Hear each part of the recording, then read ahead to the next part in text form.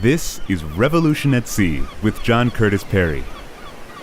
Part 2, Oceanic Revolution begins. Episode 4, Iberia and Oceanic Revolution.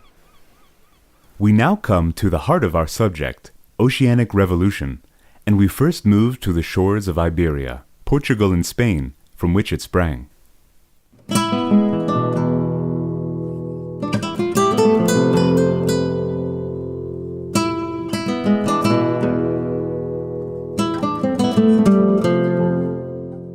Part 2, Oceanic Revolution begins.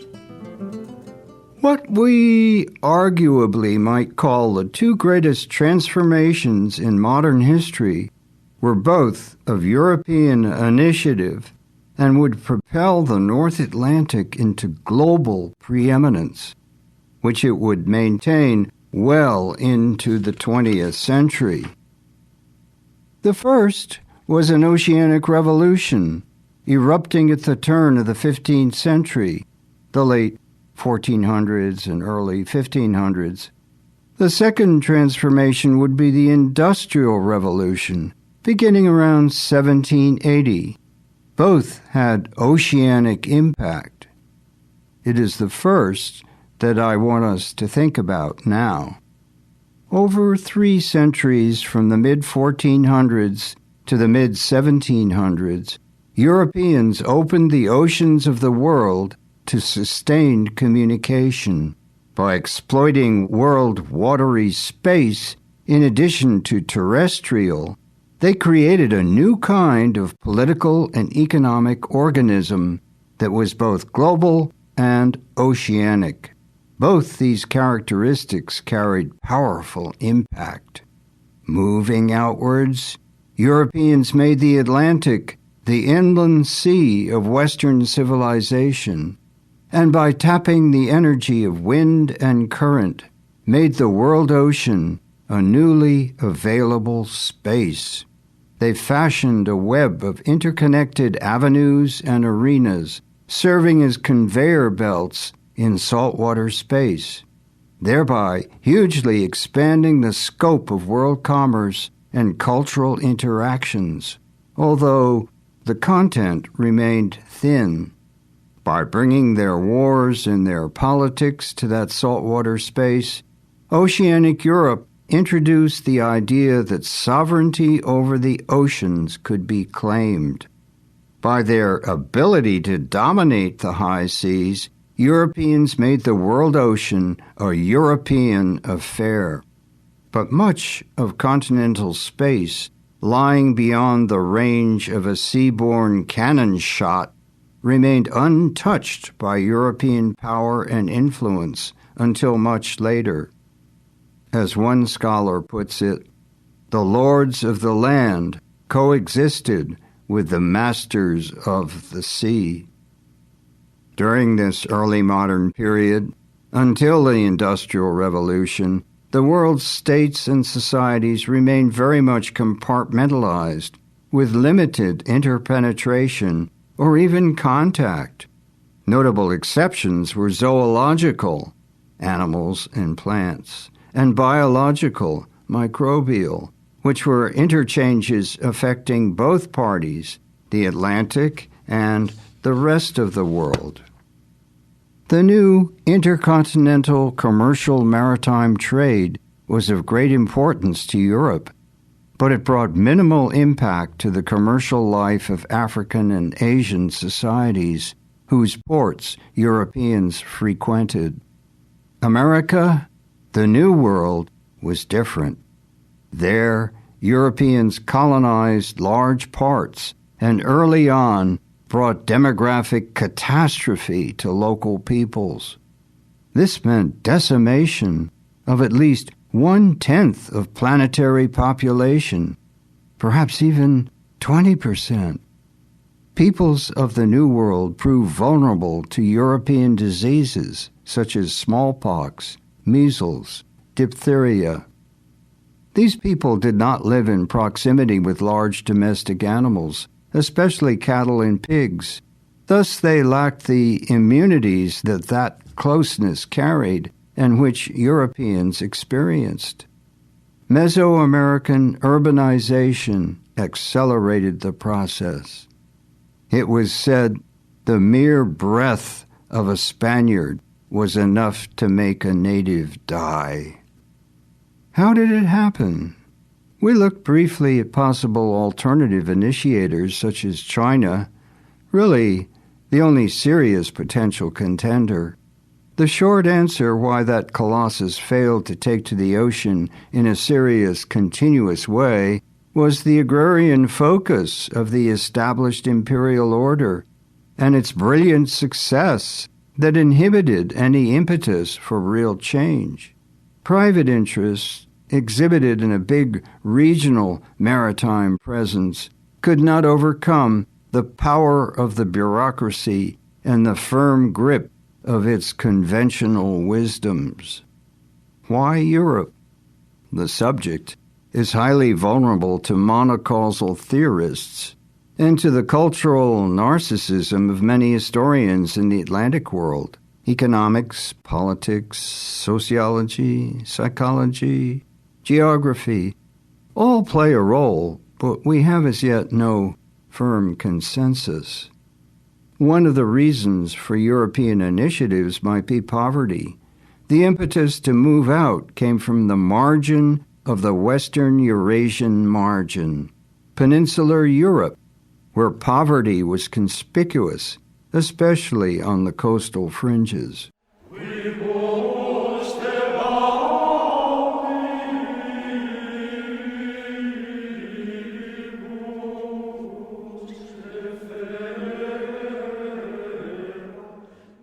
Iberia was part of that periphery, less developed than the central Mediterranean Italian maritime city-states.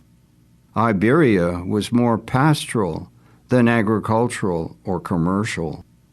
Hunger drove Portuguese mariners deep into the North Atlantic, where they found some of the world's richest fishing grounds, and cod becomes a staple on the Portuguese table. But the age of exploration in the 1400s begins southward with Portuguese voyages down the African coast, the lure being gold.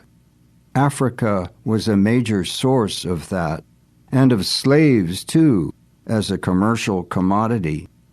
A second was an environment of internal competition. Europe, unlike China, conspicuously failed to achieve political unity. Europeans yearned for it. The Holy Roman Empire was the medieval expression of longing for an unfulfilled centrality, reflecting the powerful, lingering image of Rome. Fragmentation carried advantages. It made Europe safe from single-stroke conquest from without. And a world of emerging nation-states competes savagely. Western Europe becomes a large-scale version of pre-imperial China, classical Greece, or Renaissance Italy, with small states of great cultural vitality, providing a contest among equals with no obvious hegemon and a stimulating intellectual environment. A third motivator was the power of the faith, burning with special intensity in Iberian Catholicism, driven in part by hatred of Islam. Spanish Oceanic conquest can be regarded as a continuation of the Reconquista, the war of reconquest that for 8 centuries had thrust the Christian princely states of northern Iberia southward against the world of Islam, thus generating a frontier spirit nurtured and undergirded by an aristocratic sense of chivalry laid out in an extensive literature absorbed by all the elite. Here was a military ethos derived from combat, rising out of internal competition among the Christian states of the Iberian Peninsula, as well as against the Islamic Moor. The secular disposition of many historians has tended to downplay the importance of religious passion in exploration and discovery. We can see a fusion of powerful emotions, God and glory. The church militant, embodied in the Jesuit order, soldiers of Christ, and in the Spanish monarchy, Ferdinand and Isabella entitled as their Catholic Majesties. They and their successors saw themselves as the sword of Christianity. A fourth motivator, if you are counting, was technology, evolving new and constantly improving sails, ships, and guns, the tools of exploration. The sailing ship becomes a gun platform to mount a broadside, with many guns firing along the entire length of the ship. Europeans used advanced metallurgy to cast cannon, having had much experience with handling large volumes of metal drawn from casting church bells. People understood that bigger and better guns promoted power. The first cannons were crude and cumbersome. Thus, the advantage was largely psychological, a matter of sight and sound. Gradually, they improve and become militarily significant. The evolving gun with improving barrel, shot, and carriage gave ships the ability to carry firepower efficiently. The weight and power of cannon massed on ship far surpassed that used in land warfare. Single ships could carry far more guns than did entire armies, since water has less friction than ground. Yet another phenomenon was intellectual, book learning, stimulated by printing. In the maritime world, this meant coupling knowledge of geography and astronomy with tools, the charts and instruments for navigation, plus experience with winds and currents, thus putting together a rich combination of knowledge and skills by fusing the abstract with the tangible. Learning the wind systems of the Atlantic became a key to the entire enterprise. Islands en route seemed to be there for the taking, staging grounds in effect.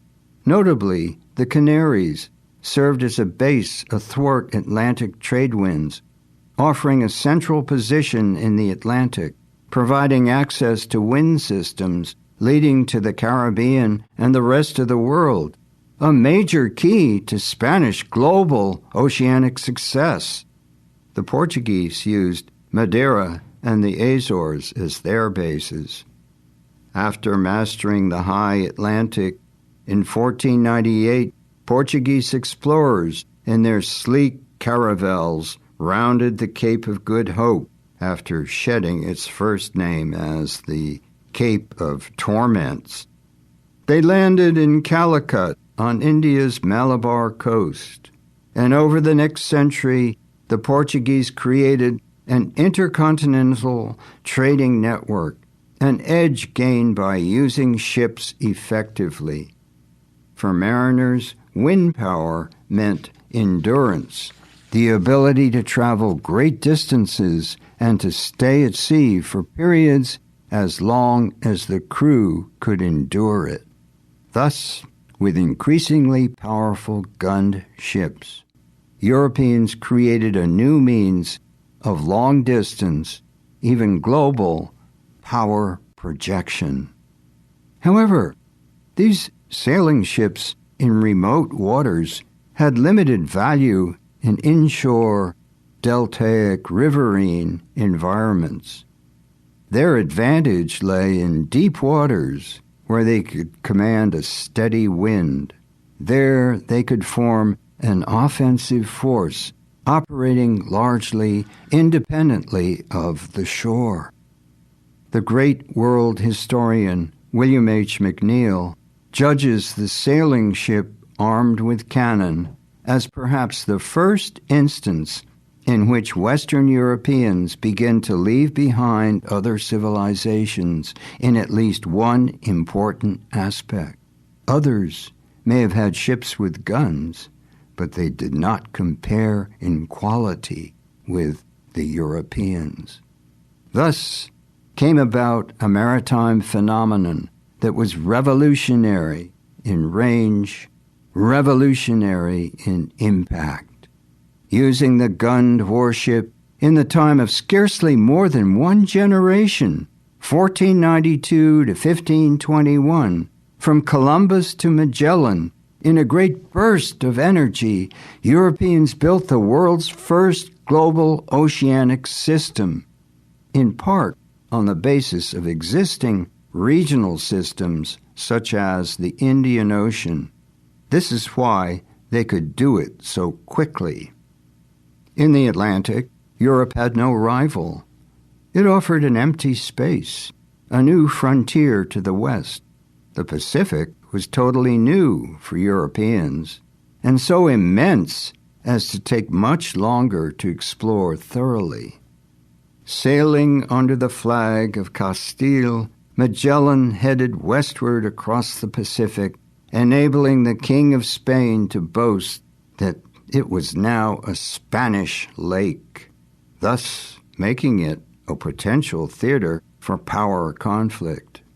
Ironically, Magellan was Portuguese, and his crew was multinational, illustrating the international character of so much of oceanic enterprise from the very start. No other voyage has ever added so much to understanding the dimension of the globe. Magellan's was probably the most remarkable feat of navigation under sail.